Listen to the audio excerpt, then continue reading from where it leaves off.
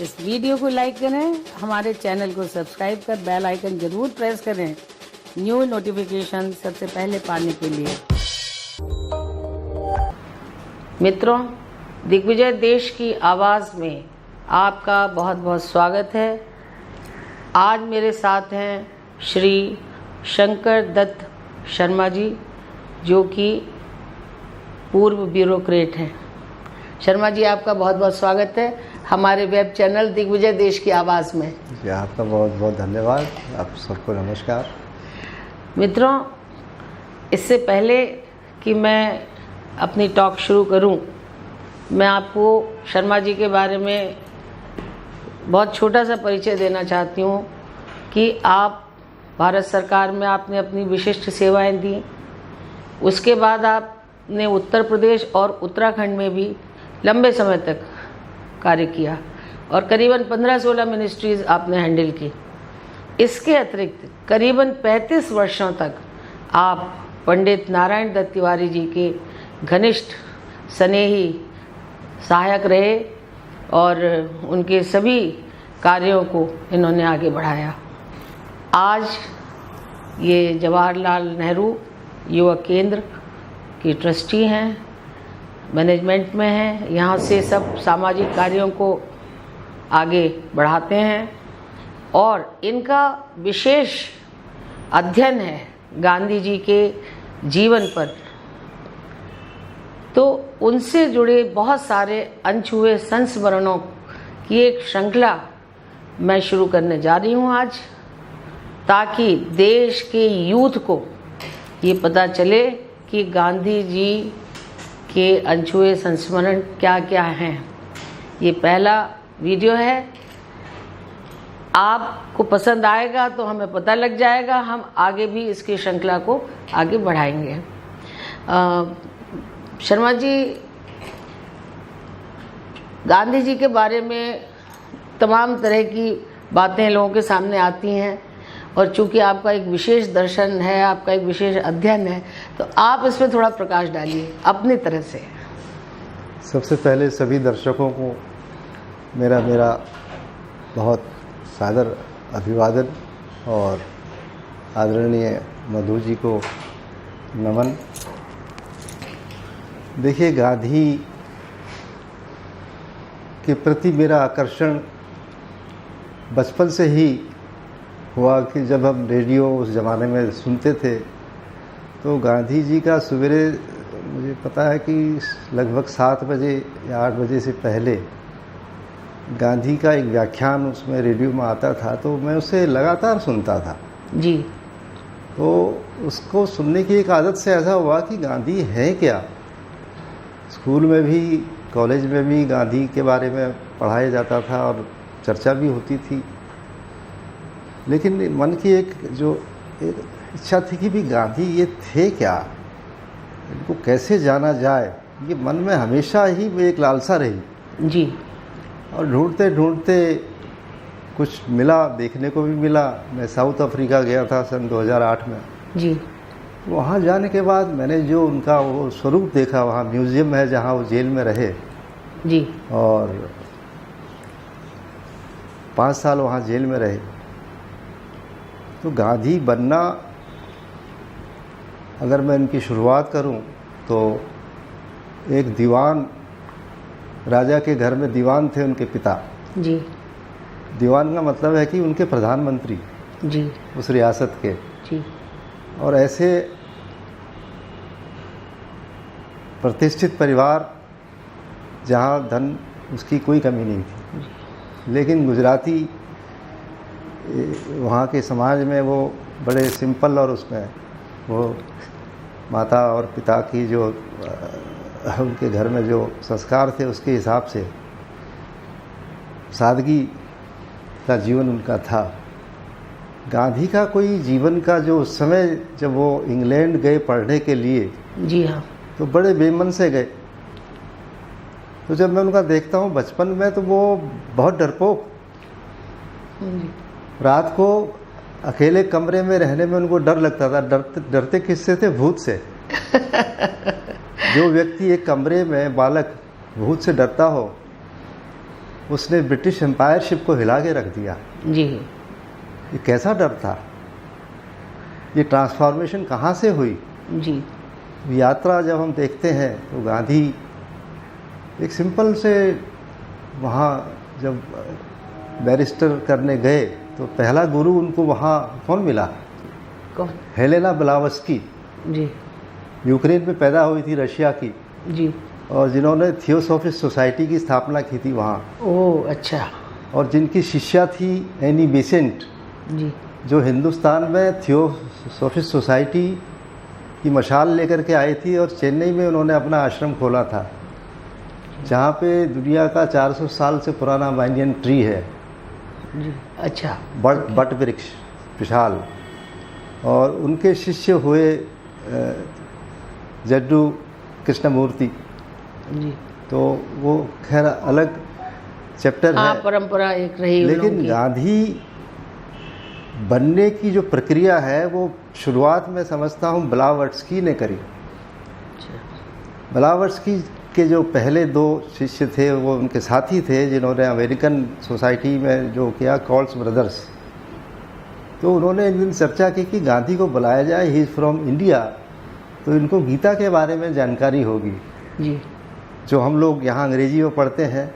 तो गांधी जब पूछा उनसे कि आप हमें गीता के बारे में कुछ बता सकते हैं, तो गांधी बहुत शर्मिंदा हुए, क्योंकि उन्हें गीता के बारे में पता ही नहीं था, संस्कृत भी नहीं जानते थे। जी। और गुजराती जानते थे ज़्यादा। बाद में तो उन्होंने गुजराती में गीता लिखी है साउथ अफ्रीका जाके। जी। अच्छा। जी। तो गांधी को ये ठेस, गांधी में एक सबसे बड़ा जो मैंने उनके चरित्र का वो देखा, उनकी मानसिकता बहुत ठेस लगने वाली, ठेस लगती थी उनको। किसी ने कोई चीज़ टोक दी तो ठेस पहली लगाई ब्लावर्ट्स्की ने, गीता की। हिंदुस्तानी होकर के, गुजरात का होकर के तुम्हें गीता के बारे में बता दी। तो उन्होंने गीता वहाँ से शुरू करी। और क्योंकि संस्कृत नहीं जानते थे, तो उस समय रोनाल्ड, उस समय के जो राइटर थे वहाँ के, उन्होंने लिखी थी जो गीता, उसको उन्होंने पढ़ा। पढ़ करके वो अध्ययन शुरू हो गया। एक चैप्टर, एक लड़का 20-22 साल का, उसमें गांधी नहीं था, मोहनदास करमचंद गांधी। तो मोहनदास वो पढ़ रहा है वहाँ। वर्ट्स्की गांधी जी की पहली मार्गदर्शक बनी, जी। जिसने उन्हें गीता की ओर प्रेरित किया। जी। तो वो गीता पढ़नी शुरू करी। वहाँ पे लंदन वेजिटेरियन सोसाइटी थी, उसके मेंबर बने। जी। तो गांधी जी वेजिटेरियन रहे। उन्होंने अपने पुस्तक में अपने बारे में सच्चाई का ऐसा व्याख्यान किया है जो मुझे नहीं लगता किसी व्यक्ति में इतना साहस होगा कि वो अपने बारे में इतना कुछ डिस्क्लोज कर दे, अपनी बुराइयों को। हाँ। अपनी बुराइयों को जो लिख दे, मांस खाने से लेकर के वेश्यालय जाने तक की उन्होंने उसमें, और फिर कैसे वो हर जगह से ठोकर खा करके वापस आए। और जिसे कहते थे कि सोने को जब हम जितना तपित या गर्म करते हैं उसमें शुद्धता बढ़ती है, और फिर जब भस्म हो जाती तो उसकी कीमत सोने से भी ज़्यादा हो जाती है। वाह। तो गांधी ने क्या किया, गांधी ने खुद को भस्म किया। जी। अपने सारे अपने, उसने कहा मैं, आप दुनिया को नहीं बदल सकते, लेकिन आप अपने आप को बदल सकते हैं। जी। ये गांधी ने गीता से सीखा, और उसके 3 मंत्रों को उन्होंने वहाँ से अडॉप्ट किया, जिसमें कि त्याग और अपने लिए कोई चीज़ का वो प्रॉस्पेरिटी के प्रति रुझान नहीं रहना, और अपने किए गए अत्याचार का बदला न लेना। अच्छा। ये 3 उन्होंने वहाँ अपनाए। यानी माफ़ कर देना। हाँ, क्षमा कर क्षमा। देना। तो अब गांधी क्या, मोहनदास जब वहाँ से वापस हिंदुस्तान आए तो यहाँ पे फ्रीडम मूवमेंट चल ही रहा था। जी। बहुत बड़े बड़े इसमें, तो फ्रीडम मूवमेंट में जहाँ बाल गंगाधर तिलक से लेकर के मोतीलाल नेहरू उनसे 8 साल बड़े थे। 1861 में उनका जन्म हुआ था। और क्या कहते हैं, गोखले, गोपाल कृष्ण गोखले, जिनको उन्होंने अपना गुरु माना। जी। गोखले जी उनसे कुछ ज़्यादा उम्र में बहुत बड़े नहीं थे, लेकिन राजनीतिक उन्होंने गुरु गोखले को माना। हिंदुस्तान आकर के बैरिस्ट्री करने की कोशिश करी, तो यहाँ के जो रूल ऑफ लॉ थे उसके प्रति उनकी जो वोकेबलरी थी या जो डिक्शनरी थी वो पूरी नहीं बैठ रही थी।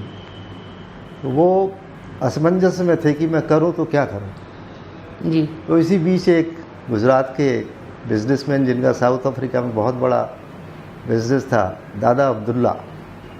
दादा अब्दुल्ला। दादा अब्दुल्ला। अच्छा। उन्होंने उनसे संपर्क किया कि भाई आप इंग्लैंड से, क्योंकि इंग्लैंड से जो बैरिस्टर करके आते थे वो अंग्रेज़ की कोर्ट में उनको ज़्यादा मान्यता थी। अच्छा। मान्यता क्या थी, वही वहाँ पे ज़्यादा पैरवी हायर कोर्ट में, अच्छा, वही करते थे, वही ज़्यादा करते थे। जी। जिस तरह से मोतीलाल नेहरू, जवाहरलाल नेहरू, बाल गंगाधर तिलक और ये सरदार पटेल, ये सब लोग इंग्लैंड से वो करके आए थे, बैरिस्टर ऑफ लॉ। तभी ये बैरिस्टर एट लॉ कहते थे या बैरिस्टर एट लॉ कहते थे? हाँ, वो कुछ भी कह लीजिए, उस समय का जो डिग्री थी वहाँ की, बैरिस्टर ऑफ लॉ। तो वो वहाँ 1 साल के कॉन्ट्रैक्ट पे गए थे कि हमारे जो केसेस हैं, उनकी माइंस थी बहुत सारी वहाँ, मिनरल्स की और ये मेटल्स की, अब्दुल्ला जी की। अब्दुल्ला जब वो गए, जब तो वहाँ ट्रांसवाल जगह है, उसमें उनका वो था, वहाँ गए। उससे पहले एक और जगह है, मुझे याद आएगी। तो वहाँ से जब अपने काम में उनको वहाँ से वो भेजा गया कि भाई आप एक दूसरी जगह जाओ। वहाँ पे साउथ अफ्रीका में एक स्टेट से दूसरी स्टेट जाने के लिए भी वो लेना पड़ता था, मतलब एक किस्म से परमिशन। और इंडियंस के लिए तो बहुत ही रिस्ट्रिक्शन थी। कुली उनको माना जाता था, ब्लैक, और ये बड़ा डिफरेंस था वहाँ पे। तो गांधी इसको अनजाने में वो गए, ट्रेन में फर्स्ट क्लास में टिकट लेकर के बैठ गए। तो बैठे जब, तो वहाँ पे उस टीटी ने जो है उस स्टेशन पे, पीटर मैडिसबर्ग जगह है बीच में, वहाँ पे जब टीटी ने देखा ये फर्स्ट क्लास में ये ब्लैक आदमी कैसे बैठा हुआ है, कुली, तो उसने पूछा भाई आप यहाँ कैसे बैठे? उसने कहा मेरे पास टिकट है। उसने कहा टिकट का तो मतलब ही नहीं है, यहाँ तो टिकट वाला वही बैठ सकता है जो इसके लिए परमिटेड हो, आप परमिटेड है ही नहीं। तो उसने उसके आर्गूमेंट न सुनते हुए गांधी जी को धक्का मार के प्लेटफॉर्म पे फेंक दिया। और गांधी जो है, सर्दियों के दिन थे और सामान भी साथ में फेंक दिया।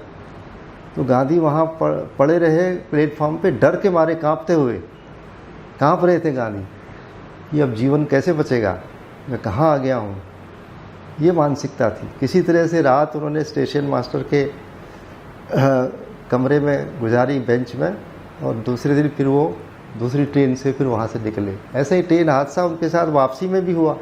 अच्छा, सेम ऐसा ही एक हादसा और हुआ। अच्छा। तो उस टीटी ने तो उनको बहुत सारी गालियाँ दी और उनको उतार करके नीचे फर्श पे बिठा दिया, मैट पे, जो चटाई पैर पोंछने वाली होती है उस पर बिठाया। अच्छा। तो वहाँ पे कुछ अंग्रेज वो जो बैठे हुए थे, उन लोगों ने ऑब्जेक्शन किया, भाई ये तुम गलत कर रहे हो, ही इज़ एजुकेटेड मैन, और लगता है तो इस तरह से दुर्व्यवहार करने का आपको हक नहीं है जी। तो ये सब घटनाएं जो हुई, तो गांधी के दिल में एक जो अग्नि जो थी, जैसे कहते हैं ट्रांसफॉर्मेशन, वो ट्रांसफॉर्मेशन वहाँ से शुरू हुई, साउथ अफ्रीका में, उस जगह से, उस दुर्व्यवहार से। अब देखिए उस लड़का, आज का लड़का होगा, गांधी की उम्र क्या थी जब साउथ अफ्रीका गए? तो 22 साल पूरे हो रहे थे, 23 साल के थे। 23 साल के लड़के में आप कितनी मैच्योरिटी समझ सकते हैं, और उसके अंदर कितनी गुस्से की भावना होगी अगर कोई इस तरह से उसको मार दे। तो गांधी ने उसको क्या किया, उस एनर्जी को उसने पॉजिटिविटी में बदला। उस एनर्जी पैदा, जो आग पैदा हुई थी, उस आग को लेकर के उसने जब देखा यहाँ हिंदुस्तानी और इनके ब्लैक्स के साथ इतना अत्याचार हो रहा है, तो 1906 में तो उन्होंने वहाँ पे कांग्रेस, वहाँ की अफ्रीकन कांग्रेस की स्थापना कर डाली। अच्छा जी। और वो उनके ह्यूमन राइट्स के ऊपर लड़े, और वोटिंग का एक वो लॉ पास हुआ था वहाँ पे, उसको भी, उसके खिलाफ वो बाद में जीते। उस समय वहाँ के जो फाइनेंस और स्टेट्स अफेयर्स को देखते थे, उनका नाम था जनरल स्मट। General smut. अच्छा। साउथ अफ्रीका की उस जेल को मैं देख के आया हूँ जहाँ गांधी रिगरस इम्प्रिजनमेंट में रहे। अच्छा, रिगरस इम्प्रिजनमेंट। हाँ, लगभग 5 साल तक रहे। रिगरस कई जगह जेलों में रहे वो। एक आयरलैंड था, वो भी गए हम देखने वहाँ। तो फिर मैं वहाँ टॉल्स्टॉय फार्म भी देखने गया। वहाँ का फार्म तो हालत तो उसकी ठीक नहीं थी, लेकिन जहाँ पे उन्होंने खेती करी और ख़ुद पैदा किया और रिसेटलमेंट बसाया गांधी ने विदाउट एनी रिसोर्सेज। 300 पाउंड्स की जो उनकी इनकम थी, उस इनकम से कम्युनिटी फूड और उसी में से खाना खाते थे और साफ़ सफाई खुद करना, टॉयलेट, अपनी टॉयलेट, बाथरूम और अपना सेटलमेंट वहाँ बनाया और डरबन में बनाया जी। 2 जगह पे उन्होंने सेटलमेंट बनाई। और सफाई और स्वच्छता इनका मुख्य था। सफाई, स्वच्छता, अपना टॉयलेट अपने आप साफ करते थे, कपड़े भी अपने आप धोते थे और आंगन वगैरह सब अपने आप करते थे। तो उसके बाद जब धीरे धीरे समय बीता, वहाँ जब वो फाइट्स में आए, लीगल बैटल्स जब शुरू की, तो अंग्रेज़ों को ऐसा कोई, वहाँ की जो रेजीम थी उसको ये एक एहसास नहीं हुआ था कि ये आदमी कब तक, ये आदमी किस तरह से यहाँ की सोसाइटी को उग्र बना देगा। तो गांधी ने क्या किया, वहाँ सबको ऑर्गेनाइज कर दिया। और एक रात जो है गांधी जब वो वहाँ से, जो उनकी जो बदला न लेने का जो भाव था, उन्होंने वो सिद्ध करके दिखाया। वो जो वहाँ के गवर्नर थे, उसके प्राइम मिनिस्टर के हाउस के आगे से निकल रहे थे स्ट्रीट में रात को 9 बजे। तो वहाँ पे जो उनका पुलिस का जो अंग्रेज बैठा हुआ था, उसने लात मार के उनको फुटपाथ से सड़क पे गिरा दिया, क्योंकि रात को ये ब्लैक कुली कैसे घूम रहा है, क्योंकि रात को 8 बजे के बाद कुलीज और ब्लैक्स को स्ट्रीट्स पे अलाउड नहीं था घूमना। तो इस घटना को एक अंग्रेज दर्शक वहाँ से जो जा रहा था वो देख रहा था। तो गांधी को उसने उठाया, उसने कहा आप कोर्ट में केस करिए, मैं इसकी गवाही दूंगा, ये बहुत दुराचार अत्याचार है जी। क्योंकि गांधी उस समय सब वहाँ सोसाइटी में और वहाँ साउथ अफ्रीका में पॉपुलर हो चुके थे वो, कि गांधी कौन है। ह्यूमन राइट्स पे लड़ रहे थे वो, ह्यूमन राइट्स के ऊपर ही तो लड़ाई शुरू करी थी उन्होंने जी। और जब गांधी ने कहा नहीं मैं इसके बारे में मैं कोई इसके खिलाफ मैं कुछ नहीं करूँगा। और अच्छा। दूसरी घटना तो थी जब उनको जान से मार दिया था। जनरल स्मट्स के साथ एक एग्रीमेंट हुआ था कि इस लॉ के ऊपर वो करेंगे, जिसमें वोटिंग राइट्स का वो था, तो वो पलट गए। तो उसमें हिंदू, मुस्लिम, सारे और भी कम्युनिटी के लोग थे, इंडियन मुस्लिम भी थे, अफ़गान के थे, पाकिस्तान के थे, और भी वर्ल्ड ओवर के थे। तो 2 अफ़गान लड़ाकों ने एक किस्म से वो थे यंग टर्क्स, उन्होंने गांधी को सर पे लाठियों से पीट करके बेहोश कर दिया। बेहोश कर दिया तो उसको फिर हॉस्पिटलाइज किया, एक किस्म से बेहोशी में लाए। जब तो वहाँ से पुलिस कमिश्नर वो आए सब, और जिन्होंने मारा था उनको अरेस्ट कर लिया। तो गांधी जब होश में आए तो उन्होंने कहा भी आपको गांधी जिसने मारा, गांधी नहीं मोहनदास, आपको जिसने मारा है उसको हम वो पनिश करेंगे, पनिश करना चाहते हैं, आपकी हमें स्टेटमेंट चाहिए। उन्होंने कहा नहीं उन्होंने कुछ नहीं किया, आप उनके खिलाफ कोई कार्रवाई ना करिए। वो आदमी अपना सर पकड़ के बैठ गया। अरे जिस आदमी की जान के लाले पड़े हों, जान से मार दिया हो जिसको, फिर भी वो आदमी कह रहा है कि इनको छोड़ दो जी। तो ये उस मोहनदास में पैदा हो चुकी थी जागृति जी। किसकी वजह से? उस गीता की वजह से। किस वजह से? गीता, जो गीता का उन्होंने दर्शन किया और वो पढ़ते रहे निरंतर उसको। अच्छा, वो यानी गीता का भाव उनको आता गया उनके अंदर, और ट्रांसफॉर्मेशन होती रही। और कम्युनिटी और रिवेंज नहीं लेना है किसी से, रिवेंज मार दे उनको, छोड़ देना है। अब अपना बुरा करने, एक गाल दो मैं दूसरा गाल भी दे दूंगा, गांधी आप देखिए, अगर जीवन का देखें, गांधी ने अपने बारे में कभी भी कोर्ट में कोई लड़ाई नहीं लड़ी कि मुझे आप जेल से बेल दे दो या मुझे वो कर दो। पब्लिक की लड़ाई लड़ते रहे, ह्यूमन राइट्स की। 5 साल जेल में रहे साउथ अफ्रीका में। तो गांधी, और जब वो फाइटिंग का उन्होंने एक हथियार अपनाया था, सत्याग्रह जी, कि सत्याग्रह से अपने शरीर को ही वो करना है, तो उसके लिए उपवास का उन्होंने वहीं से शुरू कर दिया अभ्यास। अच्छा। साउथ अफ्रीका से? साउथ अफ्रीका में पहले अभ्यास किया, खाना पीना छोड़ करके वो अल्पाहार में रहे। तभी तो वो 15-15, 20-20 दिन, हफ्ते भर का उपवास कर लेते थे, जो कि 3 दिन के बाद तो आदमी की किसी भी समय डेथ हो सकती है। मतलब एक तरह से उन्होंने प्रयोग करना वहीं से शुरू अपने ऊपर किया, अपने ऊपर किया, अपने ऊपर प्रयोग हाँ। किया। अच्छा, ये जो कुछ हुआ इस वजह से हुआ कि उनका रंग काला था, रंग भेद था? ये रंग भेद था, वहाँ की एक वो थी साउथ अफ्रीकन नीति। अब क्योंकि वो इम्पीरियलिस्ट रेजिम था, दुनिया में रंग भेद वहाँ भी था, अमेरिका तक में रहा। अमेरिका में तो लेट 60 में जा कर के ये नीति बदली है। महिलाओं को बहुत सारे कंट्रीज़ में, यूरोपियन कंट्रीज़ में भी वोटिंग राइट नहीं था जी। तो ये प्रोसेस चलता रहा। लेकिन गांधी जब उस प्रोसेस पे निकले तो वो मोहनदास 22 साल 23 साल का लड़का वहाँ से कितना मैच्योर, तब हिंदुस्तान को जो मूवमेंट था, तो गोखले गए थे यहाँ वहाँ, और एक थे C.F. एंड्रूज। C.F. एंड्रूज एक मिशनरी के वो गए थे वहाँ, कैम्ब्रिज मिशन से वो आए थे यहाँ, जिन्होंने ये सेंट स्टीफन कॉलेज के लेक्चरर भी रहे, और सेंट स्टीफन हॉस्पिटल भी कैम्ब्रिज फाउंडेशन ने बनाया था, एक पाकिस्तान में भी बनाया था उन्होंने। अच्छा। उस समय तो हिंदुस्तान पाकिस्तान एक ही था, उस एरिया में भी बनाया। हाँ, और दिल्ली में भी बनाया। C.F. एंड्रूज गांधी के उस समय के संगी बने थे जब वो इंग्लैंड में पढ़ रहे थे, क्लासमेट थे, मतलब एक ही स्कूल में जान पहचान थी उनकी। अच्छा। और वो C.F. एंड्रूज तो एक प्रीस्ट के बेटे थे ना, उनके फादर एक प्रीस्ट थे, तो वो यहाँ पढ़े लिखे थे, तो उनको यहाँ भेजा गया था मिशन। कैम्ब्रिज मिशन बहुत बड़ा था, उन्होंने इतना बड़ा सेंट स्टीफन कॉलेज उनका इस्टेब्लिश किया हुआ है, चाणक्यपुरी में आप देखते होंगे, और सेंट स्टीफन हॉस्पिटल। तो वो C.F. एंड्रूज और गोखले गांधी को लेने गए साउथ अफ्रीका। लेने गए जी, 1915 में। वर्ल्ड वॉर चल रही थी। अच्छा।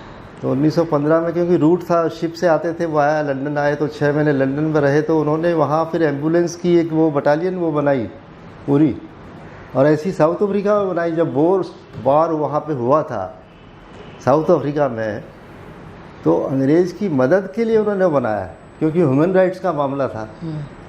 तो उनको बचाने के लिए तो एम्बुलेंस की उन्होंने एक वो बनाई पूरी फ्लीट, यानी चंदे अपने उससे, कोई फंडिंग नहीं किसी से नहीं, अपने रिसोर्स से, अपने उससे ऐसी लंदन में बनाई।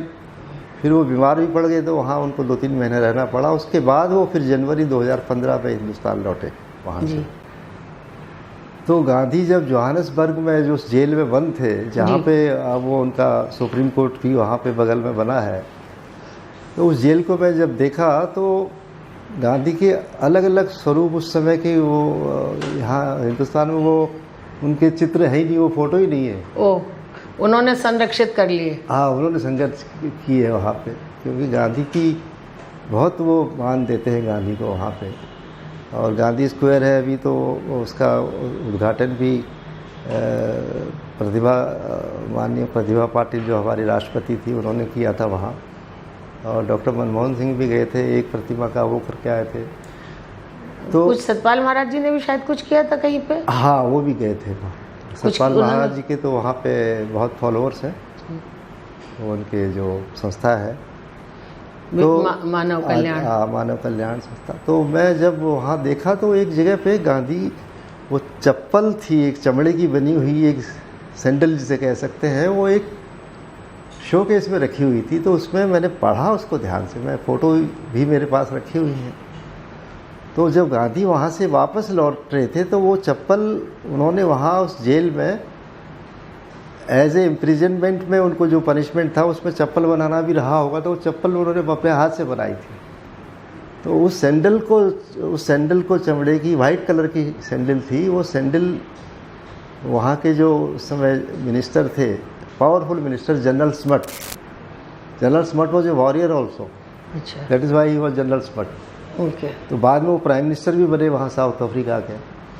तो उसको दे करके आए और जनरल स्मट ने उसमें लिखा है, उसने वो म्यूज़ियम में वहाँ रखा हुआ है। तो ने फिर वो गांधी को वापस भेजी, हैं वापस सैंडल वापस भेजी, अच्छा, और इसके साथ ये लिख करके भेजा कि मैंने 25 साल तक ये सैंडल अपने वहाँ रखी है, मैंने कभी पहनने की कोशिश करी, लेकिन मैं इतने बड़े आदमी की बनाई हुई सैंडल में खड़े होने लायक अपने आप को नहीं मानता था। क्या बात। ये शब्द हैं उसके कि वहाँ का प्राइम मिनिस्टर बना, जिसने गांधी को हमसे ज़्यादा नज़दीक से देखा होगा। गांधी उनका एक देश का शत्रु था, लेकिन एक ऐसा शत्रु जिसको बचाने के लिए अंग्रेजी शासन ने ये कहा था कि इसको खरोंच भी नहीं आनी चाहिए, नहीं तो ब्रिटिश एम्पायर ख़त्म हो जाएगा। क्या ये गांधी की पावर थी। वही मोहनदास जो बन के आए थे वहाँ, वो ये था जी। तो थैंक यू मित्रों, ये है आज की पहली कड़ी। श्री शंकरदत्त शर्मा जी बहुत अध्ययनशील व्यक्ति हैं। आपको ऐसे और भी बहुत सारे अनछुए संस्मरण सुनने को मिलेंगे। आशा है आपको ज्ञानवर्धन होगा, आपको कुछ नई बात पता लगेगी। तो आज के लिए बस इतना ही। कैमरामैन सुनील गौतम के साथ मधु श्रीवास्तव का नमस्कार। इस वीडियो को लाइक करें, हमारे चैनल को सब्सक्राइब कर बेल आइकन जरूर प्रेस करें न्यू नोटिफिकेशन सबसे पहले पाने के लिए।